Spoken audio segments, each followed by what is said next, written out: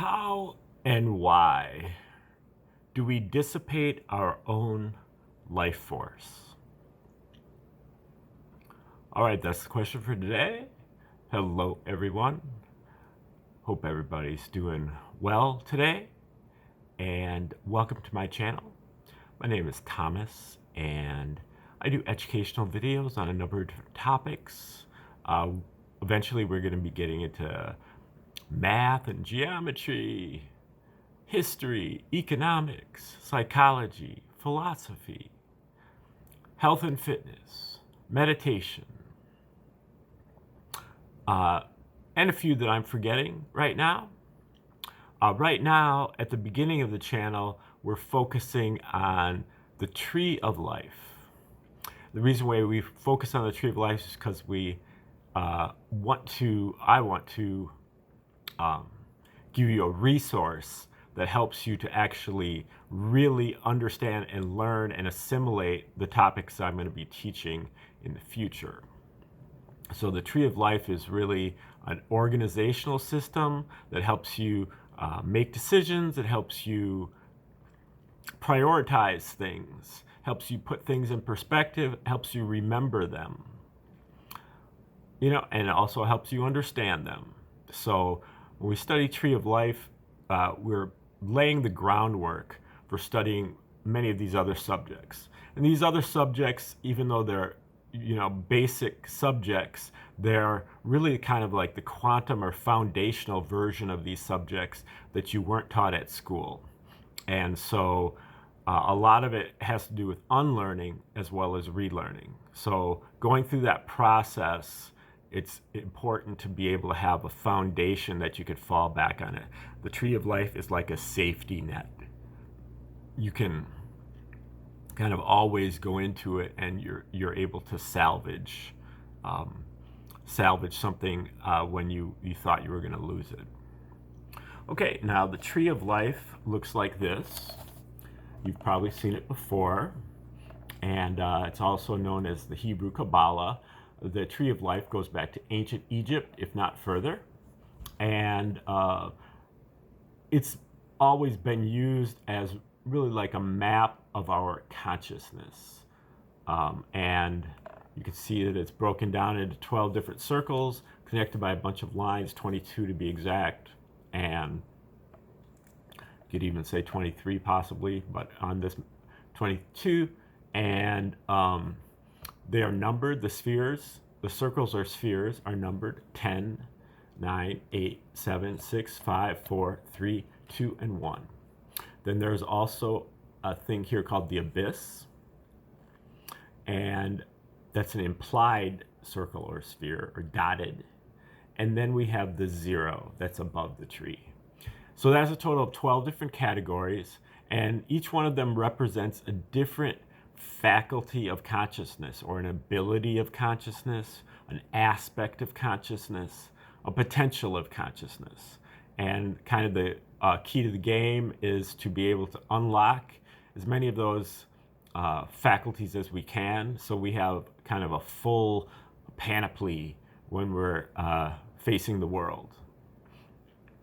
And we generally start out from the bottom. Not always, but generally we're starting at the bottom here at the 10th sphere. The 10th sphere is really our instinct. This is our wild animal consciousness. This is our survival skills, fight or flight response, the law of the jungle, kill or be killed. And this is also our life force, our basic, lowest form of life force. And that is, life force is a positive thing, but we can turn it negative through defilements and lusts and addictions of the body. Actually, we'll be talking about that today. So the 10th sphere, wild animal consciousness, whereas the 9th sphere is like our domestic animal consciousness. So this is as we grow up in the first few years of our life, from infant to age 5 or 7 or something, we are highly receptive. Things are new and different to us, and we're always fascinated by things in our environment, which is generally the home. We have caregivers around there in our home, and we intently watch what they do. We observe what they do with this heightened receptivity, and then we imitate what they do. We find that it's difficult to imitate what they do, so we have to practice it over and over again. We imitate and we practice over and over again until we have it, till we memorize it, or at least until we have it kind of old hat, and then we memorize it. So that's the process here at the ninth sphere. Unfortunately, the ninth sphere is also is blind. It's not discerning. So it will copy abusive behaviors as well as productive, creative behaviors or useful behaviors. Okay, then we also have the eighth sphere. And while the ninth sphere is like your domestic space, the eighth sphere is your public space. So this is what you get, after you start going to school, going to church, and it goes all the way through adulthood, going to your job. When you're an adult, your home environment is like your ninth sphere. And then like when you go to work, you're going into the eighth sphere, if you're working like at a public place. And your eighth sphere is where the consensus worldview, the conventional wisdom. Here we have all the institutions, the schools, the churches, the businesses, the media, the church, and then we also have the establishment, the powers that be. And this is where all the resources are located. So we need to get into the eighth sphere, especially like as an adult, to be able to kind of take care of ourselves with resources, food and energy and clothing. And so it's a problem for us, though, because the eighth spheres really are a faculty of belief systems and reasoning. And these are kind of taught to us when we go out there at school and everything, and church. And they give us belief systems, they give us our power of reasoning, but they twist it. So the eighth sphere is a trickster, and it doesn't always tell us the truth about these things. It tells us what they want us to believe more than what is really the truth. It's kind of a form of social control. They tell us what they want us to believe so that we don't, revolt or anything. And what they tell us is not always true. And so it creates a tension because we have our own experiences. And a lot of times what we experience our own self is counter to what they tell us.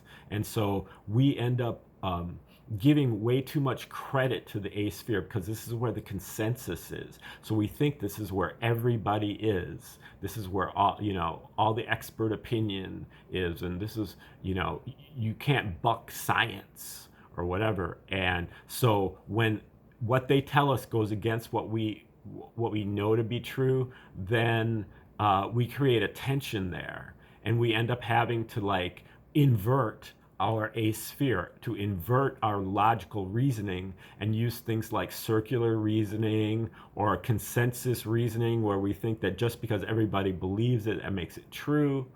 Or when we use rationalization, we come up with kind of irrational excuses for for the lies that are being told, and rejecting our own truth, our own experience.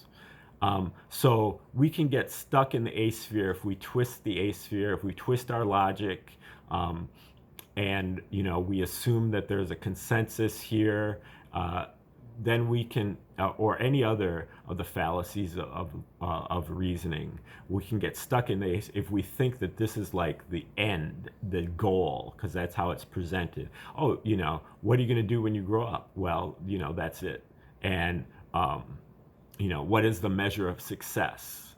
Oh, you got to get a good job, and you got to get into good school, and then you get a good job, and then you do that dutifully for 40 years, and then you retire, and you're successful. You've been successful. You have a nice house or whatever. And but we're not recognizing at that point in perspective that this is really only the third of all of the 12 different faculties. So we have a long way to go.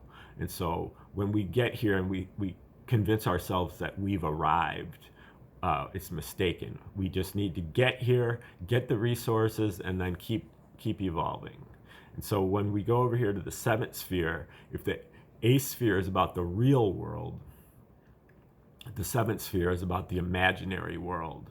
Okay, so this is people who've been in the eighth sphere. They see some of the double talk, some of the twisting of the truth, and they imagine a better world. You imagine a better real world. What would that entail? And you ask inside, what would that entail? That activates your intuition inside in your heart. How do I feel about this? What could make it better? And you'll get answers. Those answers need to be verified, so you have to kind of experiment with those answers. But you also have your inspiration. Maybe you've seen other people kind of buck the trend of the eighth sphere, and they've inspired you to get over to the seventh sphere. You have your creativity and your pleasure principle, being able to turn things into new and pleasing arrangements. And so you eventually can come up with a creative product here that provides a better alternative to the eighth sphere.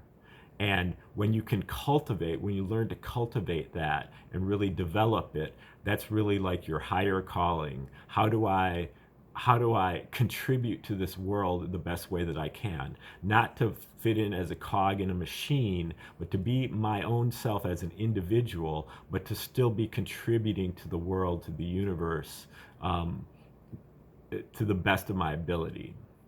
And this really props us up here to the sixth sphere, which is the center point, which is where we are really located.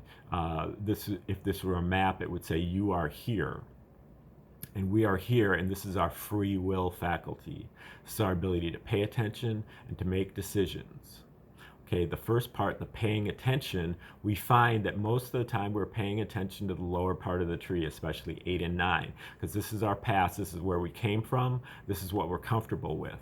And so we have to take the second part, which is our ability to make decisions and decide that we're going to move away from paying so much attention to these lower areas and pay more attention to our higher evolution, which is really in our future, because these areas haven't really been evolved or tapped into yet.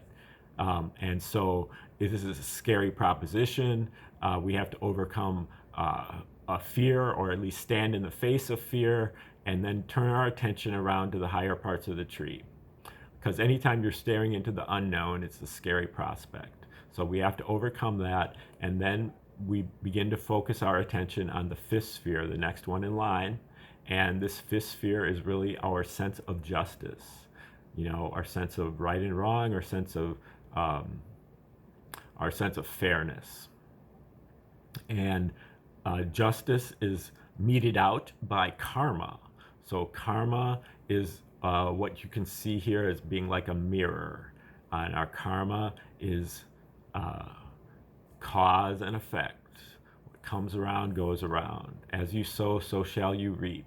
For every action, there's an equal and opposite reaction. Karma grades us according to violence, waste, and violation. So if we act in violation of somebody, we get violated ourselves. If we act with violence against somebody or something, we get violence back to us. It might not come out exactly the same way physically as we see it, but it comes back the same way, like metaphysically, symbolically. Okay. So if we're paying attention, so karma is like our enemy. It's punishing us. But if we are actually paying attention to it, we get feedback on our actions, and we recognize this is not punishing us like arbitrarily. This is punishing us because we deserved it, because we put it in the first place. And so if we don't put it in the first place, we won't get it back out. And so we can use karma to teach us optimal behavior, to clean up our violence, waste, and violation, and then accrue no karma or very little karma. And so that's how we pay attention to turn basically the fifth sphere as our punisher into the fifth sphere as our protector. In fact, it will endow us with immunity if we actually completely clean up our actions, and we are immune. Nothing bad will happen to us if we don't do anything bad to anybody else. Okay, then the same kind of thing occurs at the fourth sphere if we apply our attention to the fourth sphere, where the fifth sphere is about the enforcement of the natural law. The fourth sphere is about the articulation of that law, and that articulation comes through from cosmology or from an ancient holy book or a theory of everything that purports to discuss how everything works in our world. You know, who is God? Where did God come from? Where do we come from? Or, you know, what's our relationship with God? What's our relationship with nature? How do we fit in? How do we, what's the moral code? You know, what's good and evil? What are the laws of physics and the laws of chemistry? All of those things fit in here with the cosmology. And some cosmologies are more thorough than others. Some cosmologies are more accurate than others. Some of them have stood the test of time. They all have shortcomings, and they all need to be revised from time to time. So the approach here at the fourth sphere, paying attention, becomes a syncretic approach, where you take in as many of these different cosmologies as you can. And then again, you go inside with your intuition and you sift through them and you figure out how do I fit in? What makes sense to me? And not really just rationalizing sense, but objective sense. You know, so the fourth sphere really comes through observation, measurement, experimentation, and experience. Whereas the law laid down by the eighth sphere is arbitrary, capricious, and convenient, and a commandment. The law here is based on observation. Okay, then when we move to the abyss, we apply our attention to the abyss, then we begin to notice omens. Omens in our life, synchronicities, coincidences, uncanninesses, deja vus, things that just make us scratch our head and be, wow, that was really weird. I can't believe that just happened. You know, what are the chances of that? And see, it's because the chances are very low. It's kind of outside the realm of possibility. It's outside the third standard deviation. And now when we're paying attention, then we are able to notice that. And not only just notice it, but recognize that this is an important thing to keep our attention on and to pay attention to. And also that within the omen itself is a recipe or a prescription for action. It entails what we should do about this as well. And so those are the two parts of our psychic powers here at the abyss. Psychic receptivity, the ability to notice the omen, and then psychic heat, which is the ability to act upon the omen. And the heat is needed, again, just like at the sixth sphere, for courage, because to act upon the omen is going to require courage, because you have to be able to kind of put yourself out there. At this point, we're higher on the tree, and so it's a little easier than it was here. Okay, then at the top of the tree, we have 3, 2, and 1. These are our divine faculties within. And the third sphere is omnipotence. Second sphere is omniscience. And the first sphere is omnipresence. And these are our divine faculties. This has to do with sound and sound synchronization, omnipotence, all powerful. This is our ability to really fulfill, culminate our mission in life. We've been working on our mission for our whole life, and we're finally, we're in a position to culminate that, and we can do that by really activating all of our powers. And we activate all of our powers through things like mantra, and also shamanic drumming, sacred music. These things tap into the sacred rhythms that underlie each one of our spheres, each one of our faculties. This is also related to the alphabet. Each letter of the alphabet is related to one of the spheres, and when chanted properly, they over and over and over again, they lead to like an access of each one of these abilities. The second sphere is where the third sphere is about sound. The second sphere is about sight or light and coherent light. And this is our omniscience, our sense of wisdom. And wisdom is our ability to solve problems, not only for ourselves, but others. And we're able to do that either by consulting with an oracle or a divination system, which is a chance process that speaks to us directly, or through being able to shut our mind off through meditation, getting deep enough into our own attention that we are able to clear the mind of all the chaotic thoughts that we have. And then by doing that, we're able to see through the mind, to see all the way to the center. And what we see here is the first sphere. We see an image of the first sphere, and that image is wisdom. So the image of the first sphere is wisdom. And the wisdom itself at the center is contacted at the first sphere, omnipresence, all present all at once, by merging with our deepest center, our higher self at our core. And by merging with the higher self, we recognize that we are everywhere and everything is in us. What's at our core is exactly the same thing as what is at the core of everything else.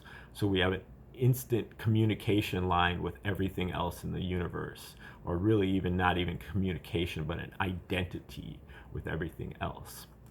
Okay, then when we go to the zero sphere, if the universe, the whole universe, everything in the universe is at the first sphere, the zero sphere is about nothingness. This is where nothing is. And this is also a total mystery. The zero is part of the creator, but it is not part of the universe. So there is no zero in the universe, but there is a zero sphere, and that's a mystery, but it has great power if it can be tapped into. Inner peace, just utter stillness. It's kind of like non-REM sleep. You go to sleep and you're just blacked out. You don't remember anything about it. It went on for a long time, but you don't remember how long it went on for. You were just out. But when you come back to, you're rejuvenated. So it's kind of like that. Okay, now that is the short version of the 12 fractal faculties. Now, as I said, you can turn the 12 into 144 by taking the whole tree and superimposing it on each sphere. So you break down each sphere into its 12 components. And so I've done that in this guide to the 144 fractal faculties, I consider those 144 to be like stages of life or stages of history or consciousness and spirituality. And if you'd like to get that guide, that free guide to the 144 mini fractals, just click the link in the description. And now at the end of the video, I'm going to go over one of those 144 different fractal faculties. As we do with each one of these videos, we choose one at random and cover that in more detail. These are kind of more advanced teachings, but it's really, the idea is just to be able to get a whole gestalt on the tree. You know, understand each sphere in its more nuanced way. So today we're looking at number 9, how and why do we dissipate our own life force? Now you might guess that this is in the 10th sphere, and we're looking at the 3rd fractal of the 10th sphere. So the 3rd sphere is about sound, synchronization, about omnipotence. This also has to do with life and death, and like the seeds of life. That's what the letters of the alphabet. So that's what we're talking about. Something having to do with life and life force, health of the body, and then survival. And then we're also talking about omnipotence. And we're talking about life and death. We're talking about the seeds of life. So those things all kind of fit in here. And the number 9 is called death style. Stage number 9 is about how our health is compromised very slowly over time through bad habits, but becomes inevitable once it snowballs. Lifelong health, life-shortening disease, accumulation, death style. Life force circulates over and over, but slower and slower, with accumulation of waste. A rhythm, like a log, a rhythm, like a log, a rhythm, like a log, a rhythm. Accumulation, digging our own grave slowly, with a fork and a spoon. The pile of dirt accumulates at first slowly, but then it snowballs, and down a slippery slope it goes, as does our health. And now we're sick with whatever it is, whatever itis. Sickness and disease, they're all the same. They're all a sticky gumming up locally. They're just a function of accumulation of waste that leads to blockage or leakage of the free flow of our energy, of our life force. They all come down to constipation, the inability to eliminate the toxic food substances we've consumed, or toxic substances we've consumed, and slow but steady buildup of that waste. Eventually, the dust accumulates, and like dust particles, we're blind to it initially. Life force still circulates over and over, but it's gradually slower and slower, with accumulation of waste in the circuit. Death eventually results from accumulation of waste in the cells. It's cumulative. It's accumulative, like snowflakes, accelerating downhill imperceptibly at first. Then it speeds up and it snowballs. Down a slippery slope goes your health. At this rate, we can't ever digest it fast enough. And when we don't fast enough to ever digest it, it turns into sickness and disease. Very slowly, when we can't digest it and we don't sweat it, we don't flush it out, we're waiting for chronic illness. Poison's best disguise is good flavor and texture. Through stimulating food and drinks and drugs, the powers that be hooked us on a death style. And then, to get us better, Doc's got us copping down at the apothecary, got us marching right over to the local RX. Doc's been a pusher of the pharma lords a-leapin' since at least the Elizabethan, Her Majesty's private intel Leviathan, the Queen's Company in East India and West, importing our addictions and hooking us, just like the captain, just like the doctor, shortening life through our own death styles. One way or another, death styles lead to a sick society over time. But by now, time's about up. An accumulation of waste is snowballing. A quickening of sickening. All right, that is number 9, Death Style. It's the 3rd fractal of the 10th sphere. And that is our fractal for the day. Stay tuned tomorrow for another one of the 144 different fractal faculties, along with a detailed introduction to the Tree of Life.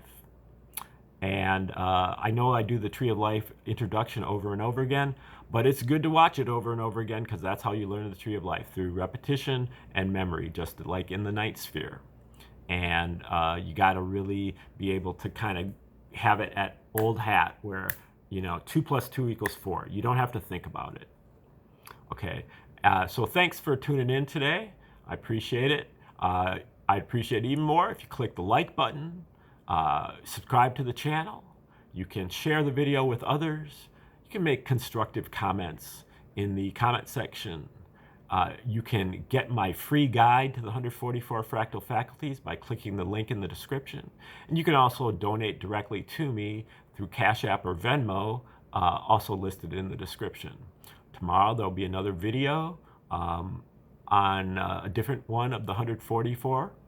And until then, I hope you have a great day. Hope to see you then.